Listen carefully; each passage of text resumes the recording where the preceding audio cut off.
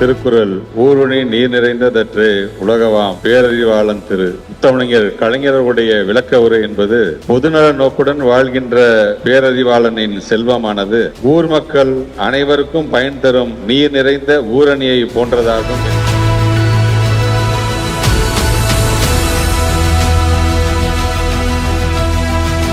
76 வருஷத்துக்கு முன்னாடி தந்தை பெரியார் திருக்குறள் மாநாடு நடத்தணும்னு 10ஆம் தேதி ஜனவரி மாசம் ஒரு 1949 ஒரு அறிக்கையை வெளியிடுகிறார். அந்த அறிக்கையின் மூலமாக 15ஆம் தேதி ஜனவரி மாதம் 1949 சென்னையில திருக்குறள் மாநாடை நடத்தி காட்டியவர் தந்தை பெரியார் அவர்கள். இன்னைக்கு அதே மாதிரியான ஒரு சூழ்நிலையில் நாமும் இன்னைக்கு எல்லாம் ஒன்று கூடியிருக்கிறோம் என்பது, அதுவும் முத்தமிழர் கலைஞருடைய பேரப்புள்ள, இன்னைக்கு அவர் டெப்டி சிஎம், நாளைக்கு டெபினெட்லி அவர் தான் சிஎம் என்கின்ற அவர் தொடங்கி வைத்திருக்கின்ற இந்த மாநாட்டிலே கலந்து கொள்வது எனக்கு மிகப்பெரிய பெருமை.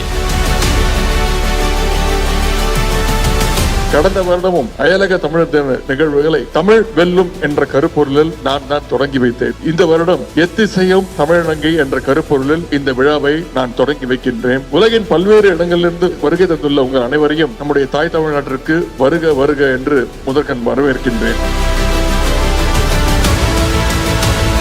உலகெங்கும் வாழ்கின்ற தமிழர்களுடைய நலனை கருத்தில் கொண்டு நம்முடைய திராவிட மாடல் அரசு அயலக தமிழர் நலன் மற்றும் மறுவாழ்வு துறையை 2021ஆம் ஆண்டு உருவாக்கியது. இந்த துறை தொடங்கப்பட்ட நாளிலிருந்து இதன் செயல்பாடுகளை நான் தொடர்ந்து கவனித்துக் கொண்டு வருகின்றேன். ஒரு மாநில அரசின் துறை இந்த அளவுக்கு வெளிநாட்டில் இருக்கக்கூடிய நம்முடைய தமிழ் மக்களுடைய நலனுக்காக உழைக்க முடியுமா என்று சொல்கின்ற அளவுக்கு சிறப்பாக செயல்பட்டு கொண்டிருக்கிறது.